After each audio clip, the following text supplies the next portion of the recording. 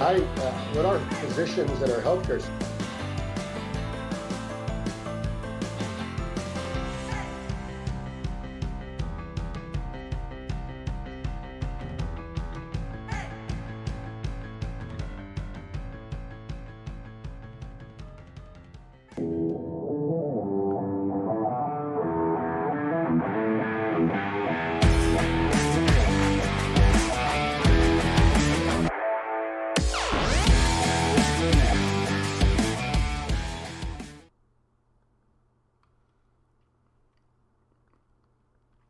Good morning.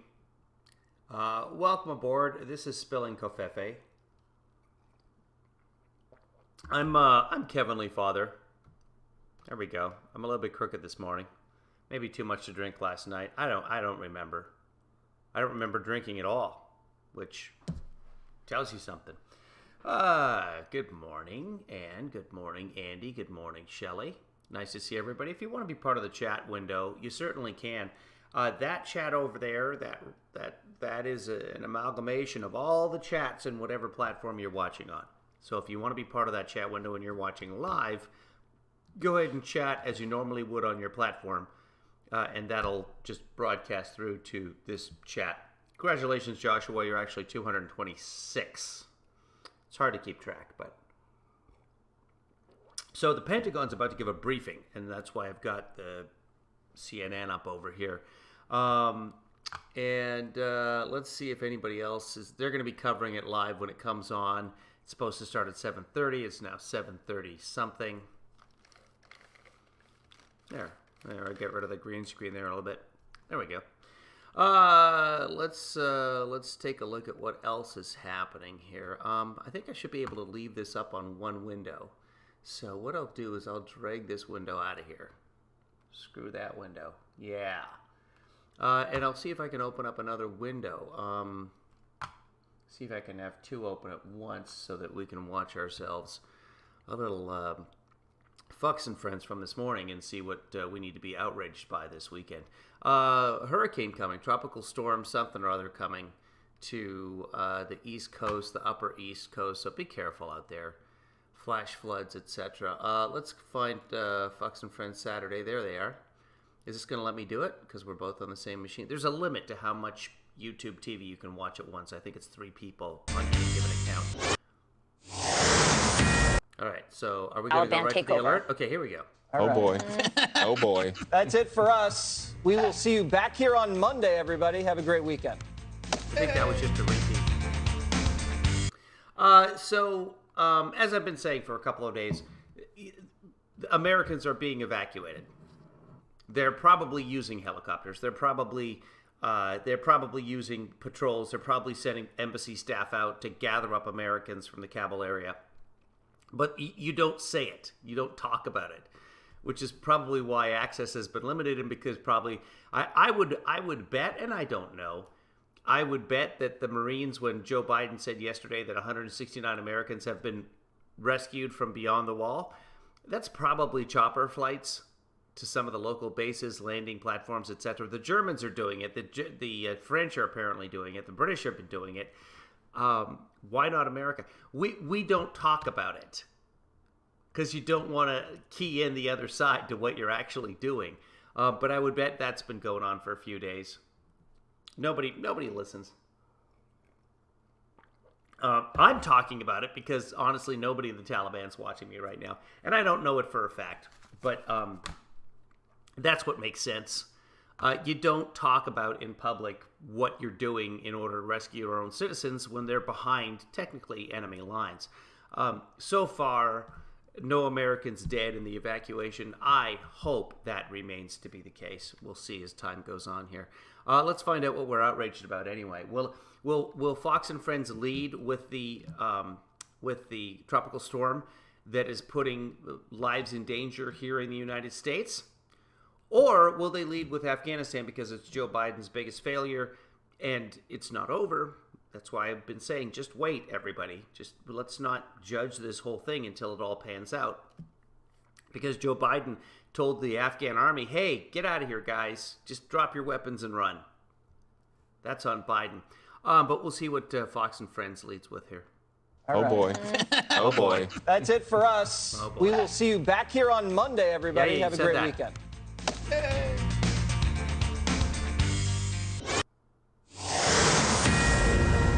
We begin this Saturday morning with a Fox News alert. A group of Afghan refugees evacuated by the U.S. arriving at Ramstein Air Base in... Hey, check this out. That's Germany, by the way.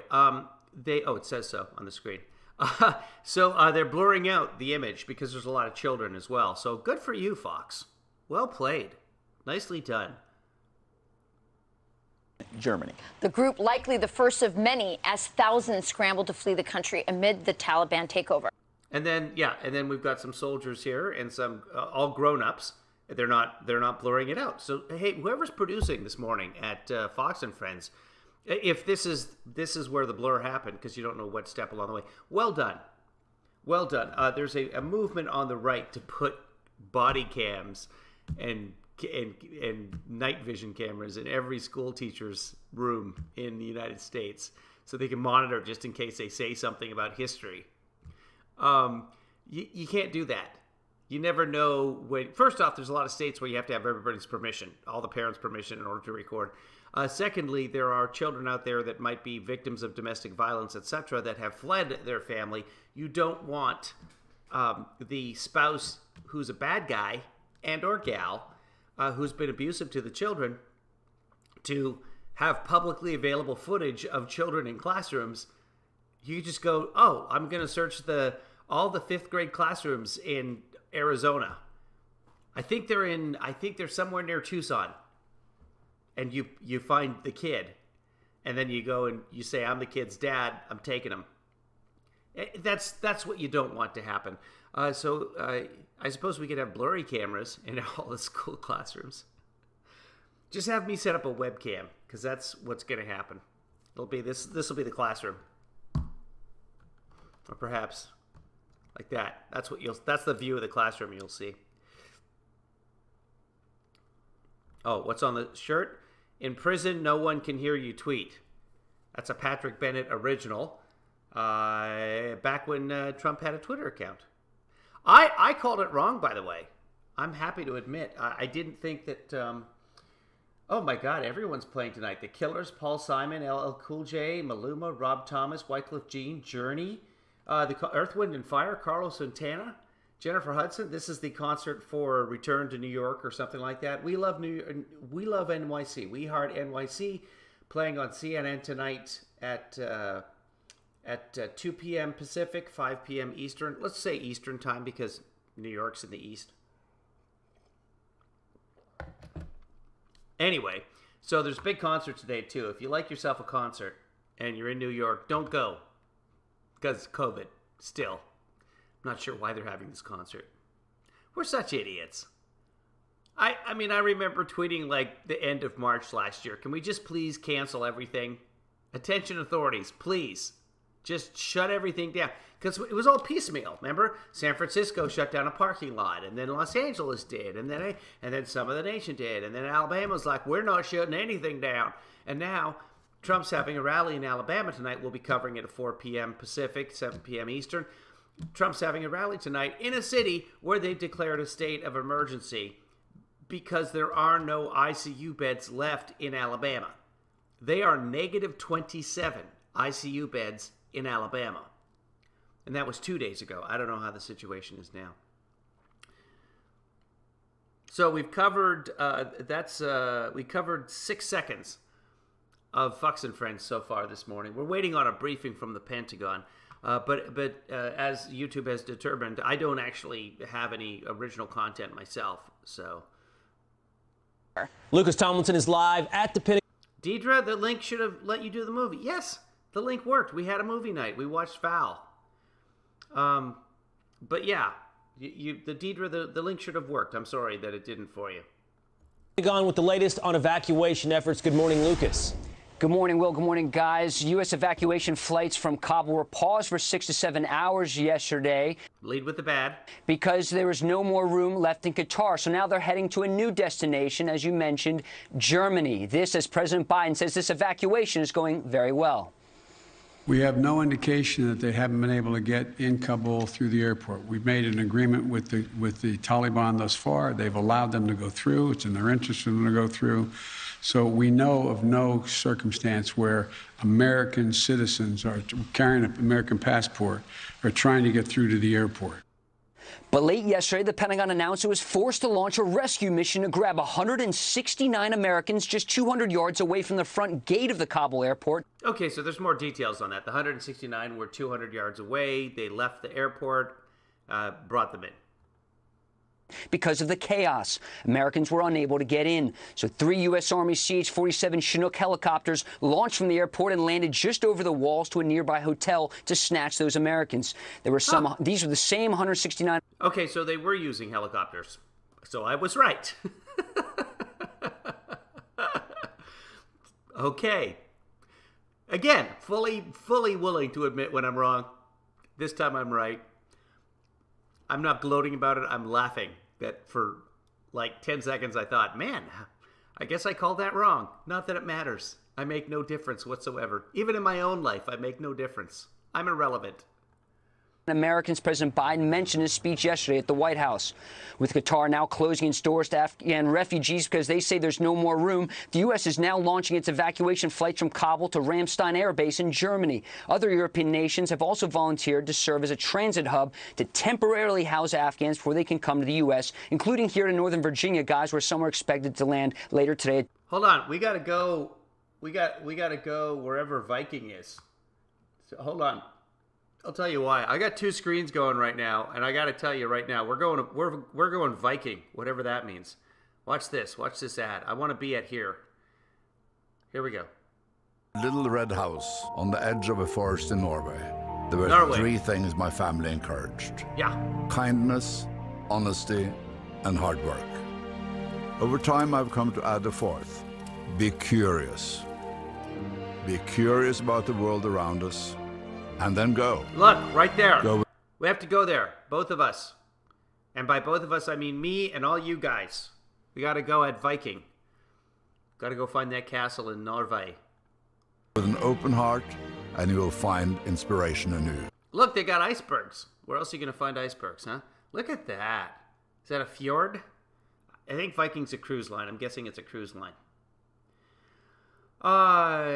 Let's see. At random says the URL didn't work because if you typed it in another machine because what showed up was the actual URL, you had to copy it, paste it somewhere else, and then type that URL that showed up before it resolved. Sorry.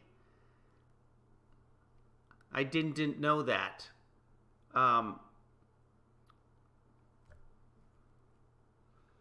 Lizzie says, I went on a cruise. Just join the Navy. Yeah, no, they'll take you.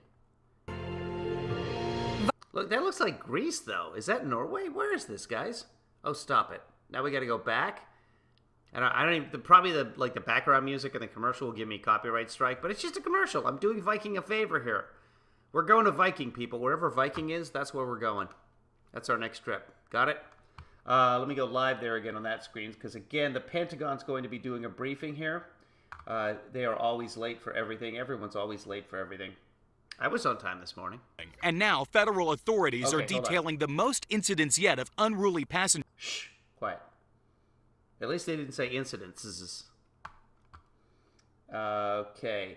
$500,000 in new fines against unruly passengers. Yes. Who the hell gets on a plane and decides I'm going to be unruly? I'm going to be the asshole. Dulles Airport, despite these. They should just be put in prison for 10 years. You're on a plane, dude. You're in a tin can, and you're inconveniencing everyone else. You're one of the wrong people. Yeah, okay, so CNN just flashed, coming soon, Pentagon briefing, so we'll hit that. Assurances from President Biden that Americans and vulnerable Afghans are able to make it through armed Taliban checkpoints with no... There are Americans who are having trouble getting to the airport, so that is, I mean, it's just apparently a nut house right now trying to get to the airport in Kabul. But, I suspect that the State Department has been working with Americans to get them out of there. Helicopters, etc., convoys, whatever's happening is happening, but they're not just leaving Americans stranded outside the wall. That's what they're saying. problems to reach the airport. Because they basically don't want rogue Taliban firing on helicopters. That's the basic idea. So they don't know. I don't know what that helicopter is. They're not labeled as United States helicopters. Could be anybody. Here at the Pentagon, John Kirby acknowledged some people are having a hard time getting in. Certainly mindful of these reports, and they're deeply troubling. And we have communicated to the Taliban that that's absolutely unacceptable, that we want free passage through their checkpoints for documented Americans. And by and large, that's happening. This is powerful images now pouring in from the Defense Department showing our U.S. Marines and soldiers, America's sons. Oh my God. So years ago, I did an ad for Dish Network where they had me with a Great Dane. And the Great Dane, it was, by the way, the best behaved dog. We tried to get the Great Dane to chew some slippers. It's a trained show dog. And the dog, we had to put like cheeseburgers inside the slippers. The dog still would not chew on the shoes. I forget what we might be able to find it. It might be out there somewhere. Hold on. Because I'll show you. What they've basically done is it looks like they've reshot the commercial. We might cover that another time because I don't want to miss the beginning of the briefing. But we have it. I just saw it on the CNN. Maybe we'll cover that another time. Okay, let's go back to this. And daughters holding the line at the airport, keeping that perimeter safe and making sure those Air Force transport planes can launch, as well as comforting Afghans fleeing their country. American troops clutching Afghan babies, in some cases their parents, giving their kids over to the Americans for a chance at a better life. No, they're not actually taking babies and flying them away. That is not happening. Apparently there was at least one case of the baby being handed over the wall where they take the baby, because the babies are out there for a couple of days and they're dehydrated, and you can't have that happen to a baby. And there's a Norwegian hospital at the airport. So it's a humanitarian aid situation where you take the baby to the hospital, and then the babies are returned to the parents. The United States Marines are not just like gathering up babies and we'll take them to the United States. It's orphans, even though their parents are right here. This as President Biden goes to Delaware for the weekend and Vice President Harris heads and pivots to Asia. Guys? Lucas, heads and pivots to Asia. So Vice President Harris is pivoting to Asia. I don't know why that would be a pivot. Pivot. Thank you for that report. Real quick question here. What do you... So this person is reading something. I don't know if this person wrote this thing themselves, but pivoting. As Vice President Harris sulks away and pivots to Asia. She's going to Asia. I don't know, why is that a pivot? They've spent the last 5 days complaining that she hasn't been anywhere. Where's Harris? How come she's not rescuing the hostages? What? Oh, she's pivoting. She's pivoting to Asia. Oh, man. Wait till we figure out where Afghanistan is. What do you make of that discrepancy? You've got Joe Biden saying that you can get through the gates. You've got other officials saying otherwise. And then you had the evidence of the fact that we had to rescue 169 American citizens. These are not SIV applicants, American citizens, less than a mile from the Kabul airport. Oh, 200 yards. Yes, quite less of a distance than a mile, but yeah. It's also less than 500 miles. He could have said that. Yet we were told from the podium by Joe Biden that Americans can get through if they want. Clearly, that's not the case. But Biden told you about the rescue. They're getting to the airport. Once you're at the airport, and Biden clarified this, by the way, on a follow-up question. He's like, no, that's two different things. Getting to the airport, we're getting word that the Taliban are letting people through. I'm sure that's not the case in every case. I'm sure Biden's wrong about that. He says once you're at the airport, it's a clusterfuck. Getting people at the airport because of the mass of humanity at the airport, opening a gate will cause a rush. People will get killed. We're not going to do that. We will find a way to pluck the Americans out of the crowd. And that's exactly what they did. Well, Pete, you're an Army officer, and you've certainly taken many rides on one of these CH-47 Chinooks. They're essentially armed flying school buses, well-armed flying school buses. But as you know, those are vulnerable. I mean, when those are hovering and they're on the ground, they are very vulnerable to RPGs to attack. And it says a lot that they had to launch and land just 200 yards. You'd think if it was safe, you could have the soldiers just go out there and grab them and walk in, or take vehicles. I mean, or just wave from the front gate and say, there are thousands of people who want to get into that airport. So no, you just can't send a Humvee out there to run over families. No. And if he's done military time, he knows that.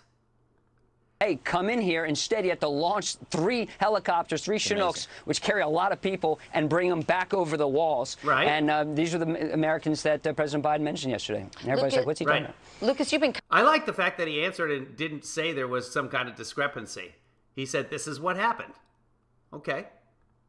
covering Washington for a long time. How? And it was Biden who said that. Still waiting on the... Oh, Barry Manilow's playing tonight. New York Philharmonic. How long is this concert? Are they all going to do a half a song? Is it a medley? How unusual is it to see other administration officials, cabinet members, contradicting the president just hours from... Fog of war, corrections are made. Happens all the time. His statements. How unusual is it? Well, why don't we talk to Mark Esper about Trump's peace agreement? Several former Trump high-level staff have come out and said the deal with the Taliban was a joke and it was a terrible idea, including Mark Esper.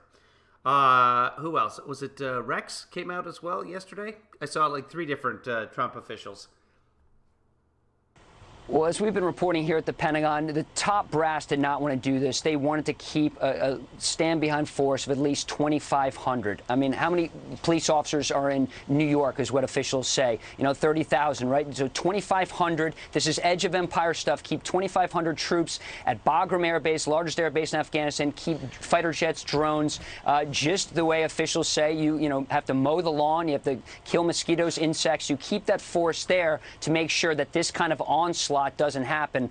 There's a lot of... Yeah, just like killing insects, we need to keep our guys in Afghanistan. Just like killing insects. Just like killing it. Who said that? Who in the administration said that we need to keep 2,500 United States men and women in Afghanistan just like killing mosquitoes? Just like mowing the lawn. What is he saying? Who said that? Does anybody know what he's talking about?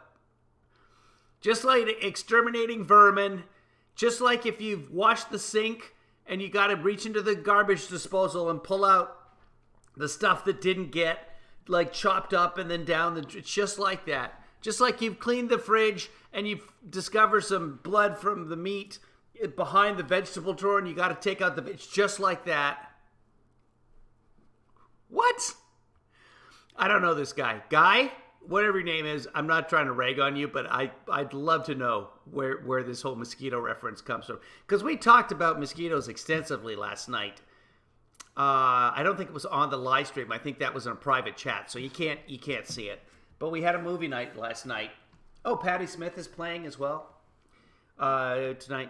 But I'm just jumping all over the place. This is Spilling COVFEFE. This is nothing official. I thought he said to do maintenance things like mowing the lawn. Not a simile.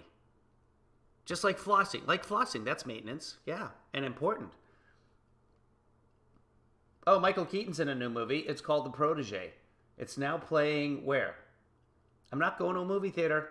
Oh, so the state of California struck down Proposition, I think it was 22, where the voters, after Uber and Lyft spent $200 million, the voters in California said, oh yeah, let's exempt them from all the laws that protect employees.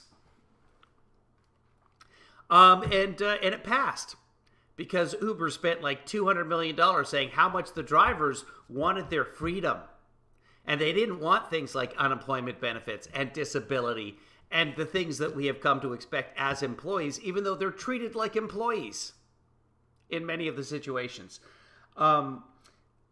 Watch and create YouTube shorts. Oh, I should create YouTube shorts. I think just short videos, not actual shorts with YouTube on them. I have shorts with the Oilers on them. That's kind of nice. Still waiting on the Pentagon briefing that was due to start 25 minutes ago. People extremely angry here at the Pentagon, Rachel.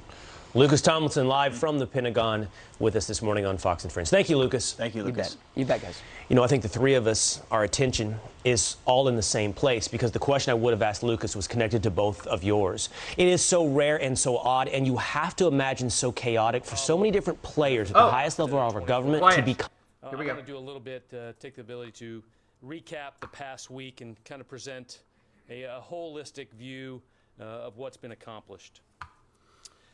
As you know, August 14th, we began this evacuation operation, which really is exactly 1 week ago today.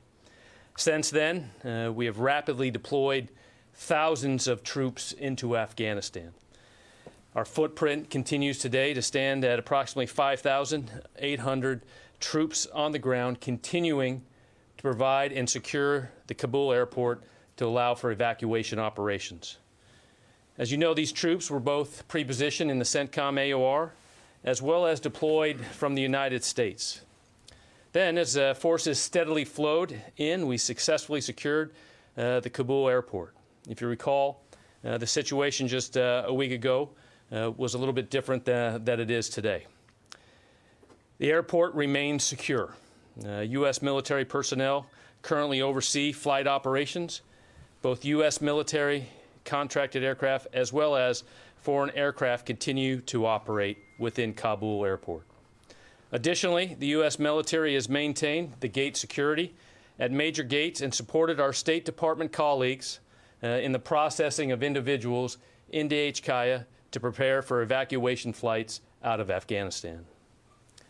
Critical to getting Americans, SIV applicants, and Afghans at risk out of the dire situation in Afghanistan requires additional space at intermediate staging bases and safe havens and other locations.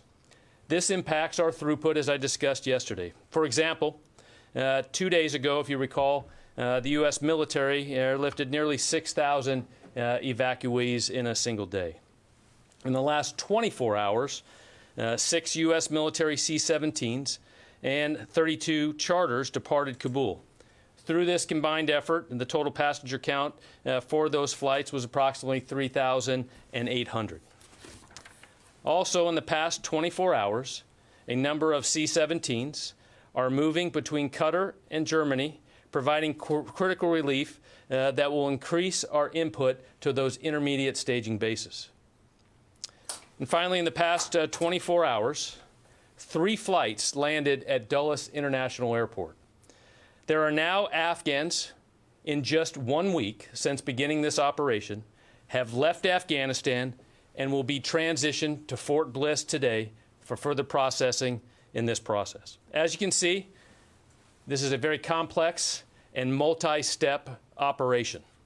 We are committed to this highly important mission to bring American citizens, SIV applicants, and at-risk Afghans who have worked alongside of us throughout our time in Afghanistan, and vulnerable Afghans, including women and children, safely out of Afghanistan. Since the end of July, we have relocated approximately 22,000 people. Since the beginning of this evacuation operation on August 14th, we've evacuated approximately 17,000. I would add that intelligence, law enforcement, and counterterrorism professionals are conducting screening and security vetting for all SIV and others vulnerable Afghans before they are allowed to enter into the United States. These agencies are surging resources to evaluate all of these evacuees to ensure protection of the homeland. This massive effort is the result of teamwork across the interagency and the cooperation of our partners around the world who share in this incredible effort. Thank you. Okay. Looks like, Lita, you're on the phone. Yes, thanks, John. For either you or the general, obviously there's fewer people getting out of Afghanistan over the last 24 hours, and the embassy has issued a warning telling people not to go to the airport. Can you talk about the security outside the perimeter? Is it getting worse? And what are the key threats there? Is it Afghans trying to get in? Is it ISIS? Is it the Taliban? Can you just give us a clearer picture of the violence going on outside the airport? Yeah, the first part of the question is, I think you talked about guidance going out to not come to HKIA. I'm not familiar with that directly. We are continuing to process people throughout the last 24 hours. The commanders are metering how many people come in and out of the gate to ensure the safe and ability to screen applicants as they come onto HKIA. There has been no reported change to the current enemy situation in and around the airport at this time. Yeah, Court. I follow on that. I'll just read you this part of it. It was a security alert that came out of the embassy this morning. It says, because of potential security threats outside the gates at Kabul airport, we're advising U.S. citizens to avoid traveling to the airport and avoid airport gates at this time unless you receive a specific call to come there. So can you explain what is this threat? Is it Taliban? Is there an ISIS or an Al-Qaeda angle to this? Yeah, look, I think you can understand, Courtney, why we're not going to get into specific details about the threat environment or what our intelligence is giving us. We have said from the very beginning of this that we're going to try to do this in a safe and orderly way, and that means making sure that nobody gets hurt to the maximum extent possible. So what you're seeing out of our State Department colleagues, I think, is a prudent notification to make sure that that whatever movement there is to the gates from outside the airport is done as safely as possible, and that people have the information they need to make the best decisions for themselves going forward. So I do understand the question and the interest, but I hope you understand that we're going to be very careful about what kind of extra context we're going to put out there in the information environment. This is what I've been saying, and I like his tie. Threat that led to the evacuation via helicopter on Thursday of some Americans from right near the airport. So I guess what we're trying to figure out is this just there's large crowds and it's difficult for Americans to get there, or is there actually a threat against the airport? Again, I'm not going to get into specific threat assessments. The situation in Kabul and the whole city is fluid and dynamic, and you have seen the images over the last 24 to 48 hours yourself of the situation outside the perimeter of the airport, and it changes. It changes almost by the hour, and it changes in locations around the airport. It's very, very fluid and dynamic, and so. And I don't want to speak for the State Department, obviously, but like our military commanders, they are going to make decisions in real time about what's in the best interest of innocent civilians that have need to get to the airport, and we want to get inside the security gates. We're just going to this will change, every day. There'll be modifications to our assessments of the security environment and what we think is in the best interest of people. Can I ask you one other that's not related to this? Is there's some reports that of Afghan military and maybe some others who are rising up against the Taliban, particularly some in the north. And I'm wondering if there's been any request for U.S. military airstrikes to support them. And if so, is that the kind of thing that the U.S. military would engage in? I don't want to anticipate or talk about the future. As you know, no current requests for that have come in. But we continue to maintain the current capability that we've had on the ground and in the air since we began operations. And the only thing I'd add, Court, is not on the ground. No, the mission hasn't changed. The mission of the United States military in Kabul is to secure that airport, keep it secure, conduct, manage, and lead air operations so that we can continue to move people out. That's the focus of the military mission. But a week ago, there was a mission to support the support the Afghan military with airstrikes. So, I mean, and that was supposed to continue until August 31st. So it stands to reason, I know the situation has changed a lot in the last week, but it stands to reason that the U.S. military would still have the authority, if not to carry out strikes if requested by the Afghan military. But I guess at this point they have not been requested, is what we're told, right? Well, the general said there's been no request. I just want to stress that the military mission that we are executing now is a non-combatant evacuation operation. That is what we're focused on. Thanks. Tara. In the last 24 hours, two Taliban leadership have named the Haqqanis in charge of securing the streets of Kabul and the city of Kabul.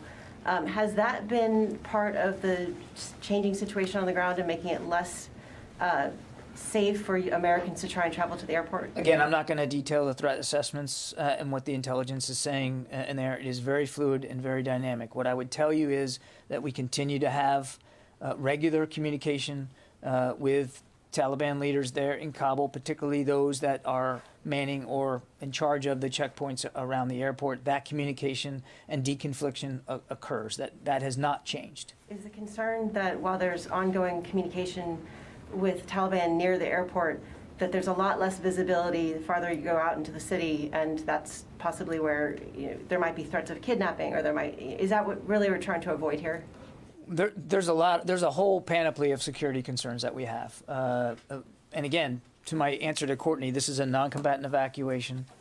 That's what we're focused on. And so the idea, as the general very clearly indicated in his opening statement, is to get as many people out as we can, as fast as we can. And so that's what the focus is. And clearly, in trying to accomplish that mission, we're taking in a whole wealth of information about what the security environment looks like. But our presence is there at the airport.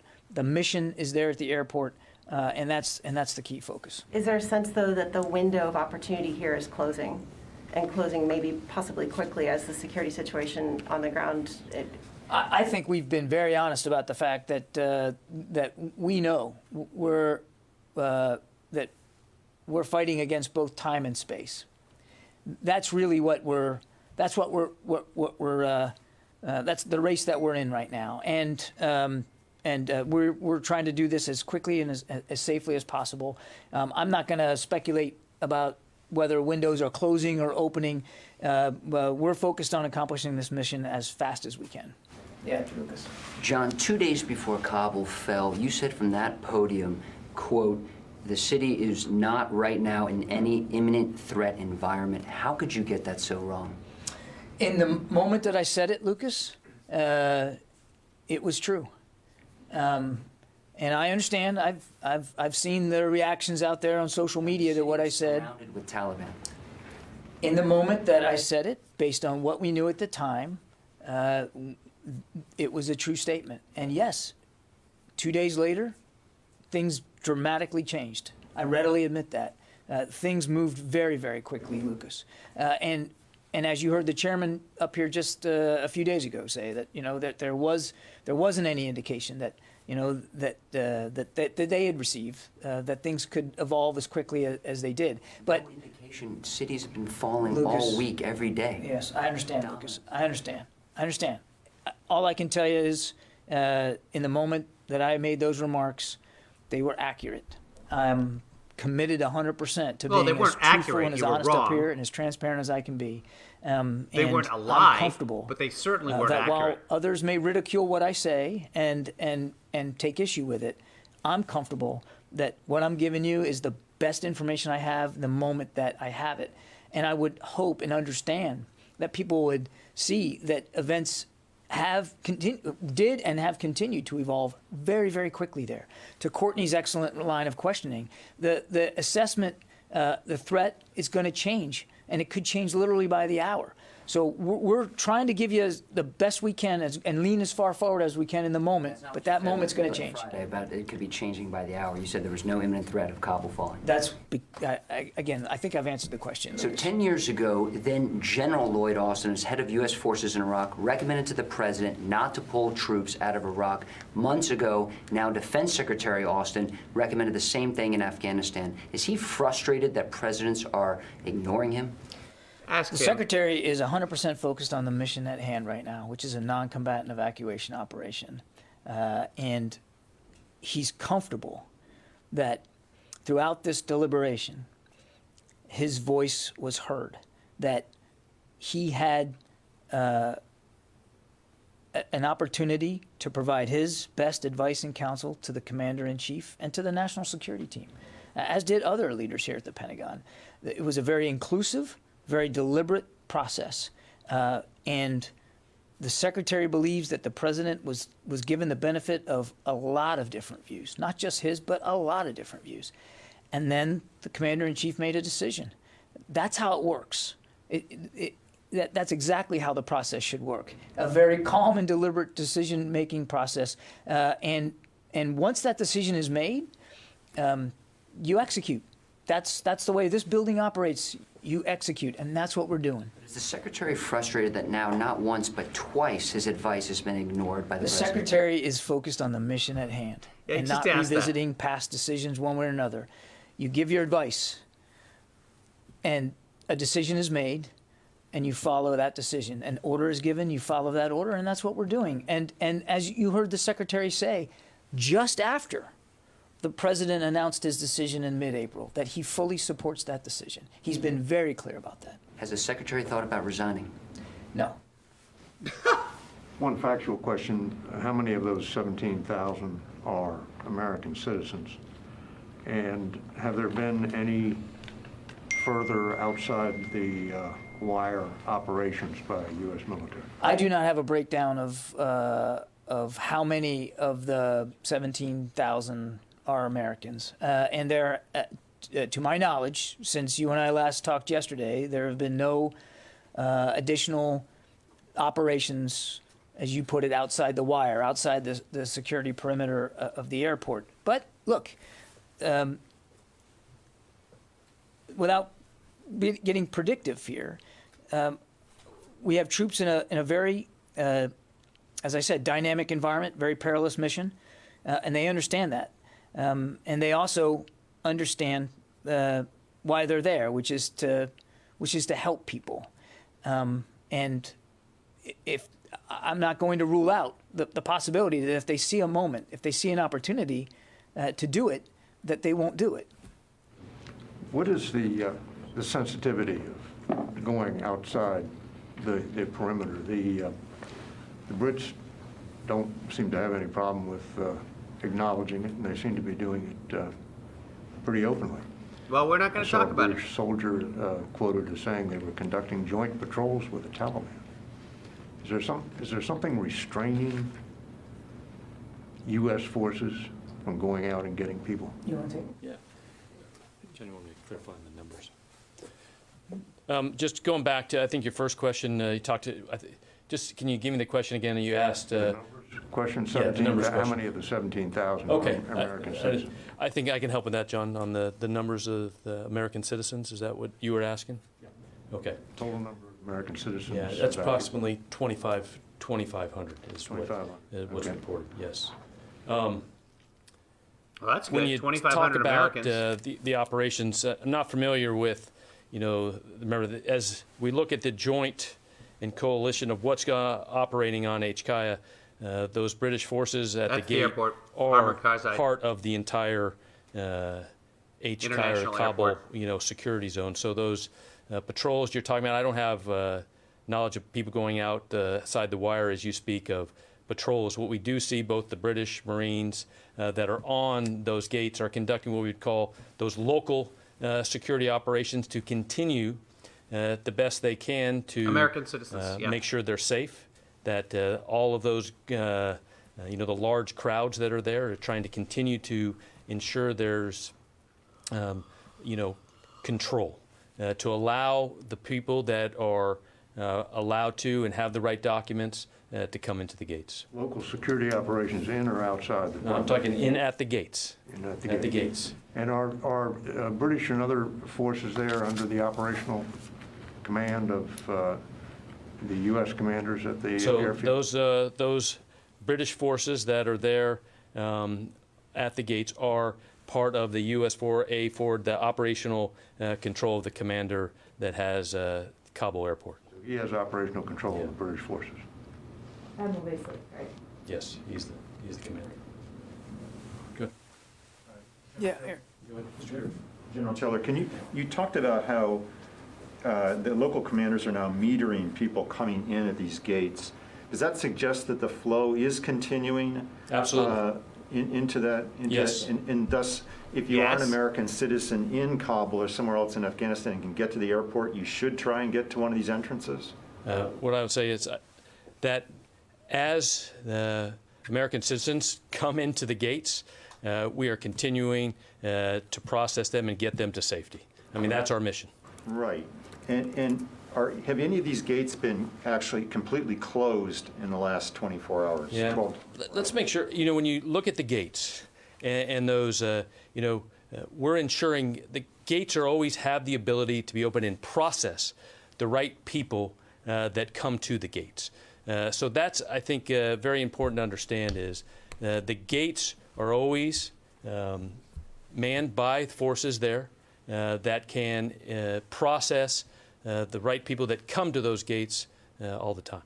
So I'm still confused here. You've got a U.S. embassy that's sending out an alert telling American citizens in Kabul, do not come to the gate if you want to get out of here, because the security situation, as John has described, is too threatening. And yet you're saying you should come to the gate. I did not say you should come. What I said was that once you're there, they are processing. Our military forces at the gate have the ability to continue to process those that come to the gate. How many gates are there? There's multiple gates right now as we look at. There's 3-4 main gates that we're processing evacuates through. Reported overnight that 2 were opened. Is that correct? 2 additional gates. When you say 2 additional gates, I don't have that report of 2 additional gates. Okay. Let me get to the phone a little bit more. Idris. Hey, John, thanks. So just wanted to confirm, over the past 24 hours, how many gates have been closed, and have they been for long periods of time? Why? Or short? Why does it matter? Why are they asking about gates? That's all they have. I believe that Bill Gates was involved in the vaccine efforts. Go back. Those gates are open and closed as required. There's been short durations throughout the last 24 where gates have been closed to allow the proper people to come in and out of those gates. Well, they'd be opened to allow the proper people. But again, why are we asking about gates? I need to forget. Kelly from Nexstar. Next door? Okay. Is it that neighborhood app where you report strange people walking around? Can I go back to the 2,500 Americans estimate? That's a very small portion of the 15,000 that the president has said maybe the top number of Americans inside. Are you making efforts to try to bring more Americans in? I know you're cautioning them to be aware of the threat environment at the gates. Matt Gates, sure. But at the same time, how do you get all those and that many Americans into the airport if there really are that many Americans in the country? Well, I think you've heard us say before we don't have a perfect figure of how many are in Afghanistan, let alone Kabul. And as the general said, if you're an American and you're at a gate, you will be let in that gate. The State Department's doing the best job they can to advise Americans who still haven't made it to the airport what the situation looks like around the airport, and that would be the prudent thing to do. And as you also heard the president make clear yesterday, that we're going to continue to explore options to assist Americans as needed, and we will do that. We will do that here at the Pentagon if there's a need to do something different than what we are already doing to facilitate them getting into the airport, then we'll certainly consider those options. Is there a separate advisory that goes out to Afghan nationals who have the visas in hand? I mean, are they too being told, the moment the threat dynamic is dynamic? I mean, this threat situation is dynamic right now. Yeah. Be aware. I mean, are they getting similar messages? I would have to refer you to the State Department. My understanding is that there is that there's ways to communicate to that population, but how that's done, that that's not a DoD equity. I wouldn't be able to speak to that with any great clarity. Tara? Since the mission with the 3 Chinooks that rescued the 169 Americans, have there been any other airlift rescue operations? And is that maybe a way that other Americans who are still stranded might be able to get to the airport? No, and I won't speculate about potential future operations going forward. Taylor, question for you. You talked about the throughput and increasing the throughput of Afghans. Can you talk about the different bases that are opening up, and how is that sorting done? How did 3 aircraft go straight to Dulles and then go straight to Bliss, and then some go to Germany? How are those decisions being made? So as flights are manifested, meaning the roster that's put together at HCI of who's on those aircraft, then a decision's made of where that could go to. Let's say some flights were going into Qatar to take to there, so that Afghans could then be held there, temporarily, and then waiting for other flights to go. So what we're trying to do is keep the airflow that's in the theater, right, from having to go far, that continue to drop people off to allow other flights to take from Qatar forward to, for instance, into Dulles. So it depends on how many folks we have. Is it a full flight of SIV?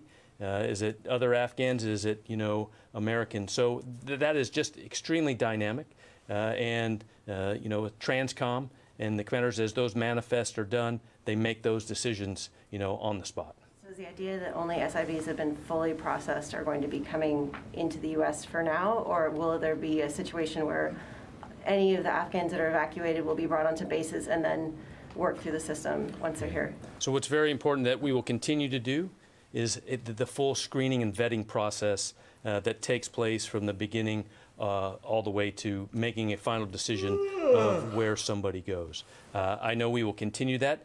And then going back to right now, the guidance is, and will continue, is to continue to increase our outflows to make that happen. General? Yes. Is the American flag flying at the airport in Kabul right now? Yes. Okay. There was some talk from veterans, people who served in Afghanistan, that the U.S. Embassy, which cost over nearly $800 million to build, why was that closed and the flag taken to the airport? Shouldn't the flag come down last from an embassy when conducting an evacuation? I can't speak for the decisions the embassy makes. That's the important what question. They've done. I know that embassy operations or consular operations continue. I was just thinking, we're not getting any new information here, except for the 2,500, the helicopters. So but now we're just into the silly questions because the good questions are already gone. And I thought, well, maybe we'll stick around. We'll watch a little bit more because we might get a little. Yeah, is the flag at the embassy, was that taken down 5 minutes before, or was it folded properly? Did it fall? Did any part of it touch the ground? And was anybody wearing a flag T-shirt? Okay, just a couple more. Courtney. One for each of you. John, Congressman McCarthy put out a statement last night saying that, within moments of President Biden saying that we have succeeded in Afghanistan, the Secretary Austin and General Milley provided a bleak assessment of the situation on the ground, and that he's saying that Secretary Austin specifically acknowledged that Americans were being beaten on their way to the airport. Can you give us any more detail about what who these Americans are that Secretary Austin was talking about? Courtney, we've actually been talking about this for several days here here at this particular podium. We know of cases, a small number that we know of. And we don't have perfect visibility, but we know of a small number of cases where some Americans, and certainly as the Secretary also said in that statement, Afghans that we want to evacuate.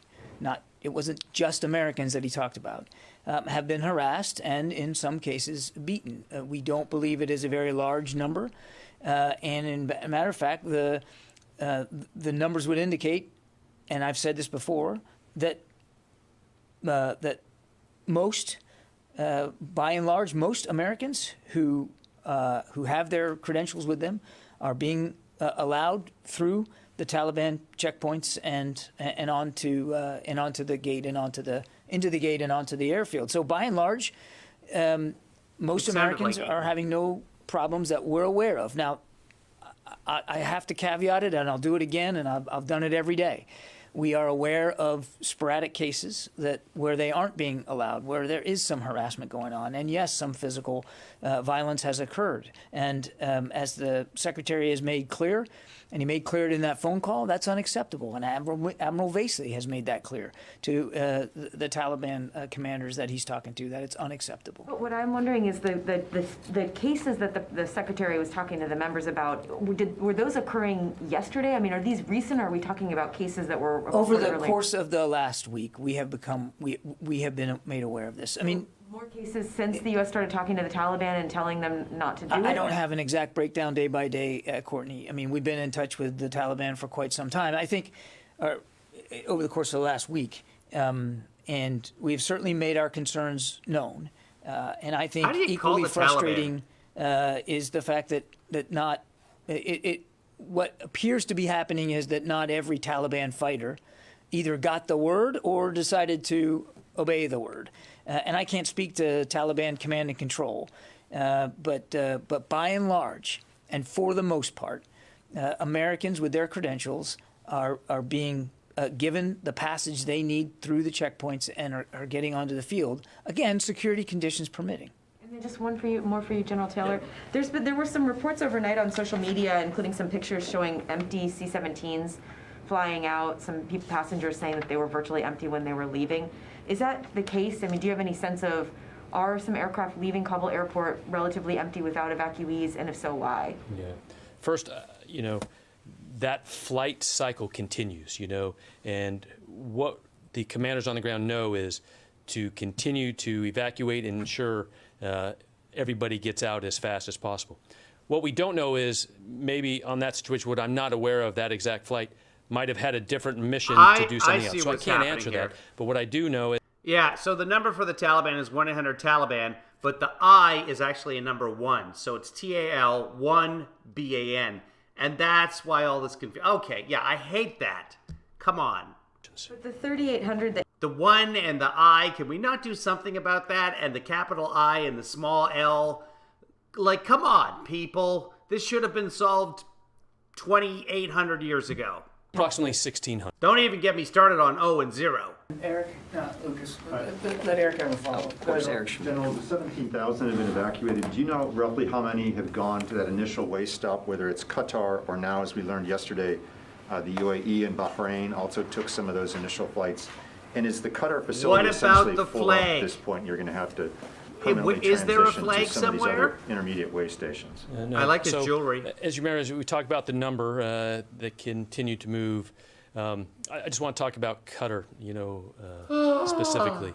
There was time period yesterday where we delayed flights going in there to allow other flights to leave to ensure that the current capacity that Qatar, which was really well done there to continue to build that capacity so fast, to allow those flights to depart before we bring flights in. And now that we have Ramstein open also, like I mentioned earlier, that will allow us today in the next 24 is the plan to assess to get back into numbers that we saw the day before and moving them out. I ordered 6 Ramsteins for Terrorist threat against the United States increased since the Taliban took over the country. All right, good. It's over. I can start my day and my back is killing me just sitting still for this. So we'll cover one more thing here. I just saw CNN posted something about Mr. DeSantis there. Let's just listen to what Ron DeSantis is saying today. Let's dig in deeper and listen to something that Governor DeSantis said earlier this week. I just said that. So this is earlier this week. Politicians want to force you to cover your face as a way for them to cover their own asses.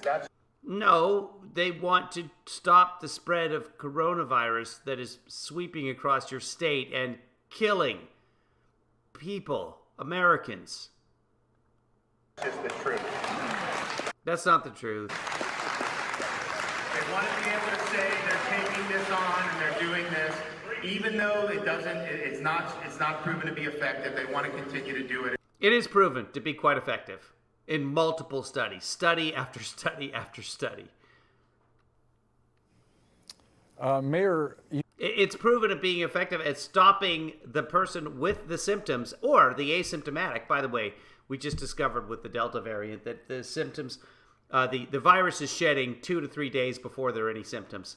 So yes, asymptomatic, pre-symptomatic, if you're a doctor, it is happening. So people who feel completely healthy are shedding the virus and infectifying other people, and that's not good. Okay, guys, we will be back about 4 p.m. Pacific, 7 p.m., maybe a few minutes after. Whenever Trump starts talking, we'll cover that for as long as we can, and then I have Netsing at 6 p.m. Pacific, so he'll probably drone on for a couple of hours. Trump has not been happier in a long time. But so far, 2,500 Americans evacuated from Afghanistan. That's fantastic news. 7,000 overall. That includes foreign nationals, some Afghan citizens, you would think. Things are coming together. And as we just found out, yes, there have been sorties outside the airport using helicopters and other means in order to get Americans to the airport. As of right now, according to reports, the State Department is telling Americans, stay away from the airport. What?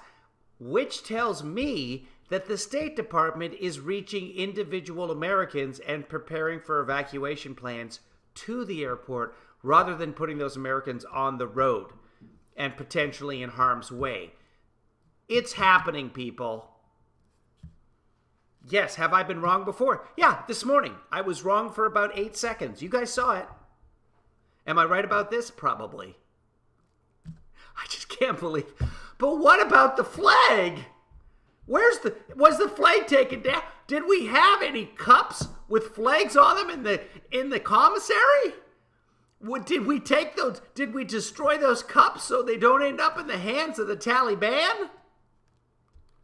That's nothing like the reporter's voice. I don't know. I don't even know who the reporter is, but when you're all out of questions. Okay, guys, we will see you later on tonight. Have a great Saturday. Or in Europe, are you guys already Sunday? No, not quite. And in Australia, as always, have yourself a merry little Christmas. 6 white boomers, snow white boomers, racing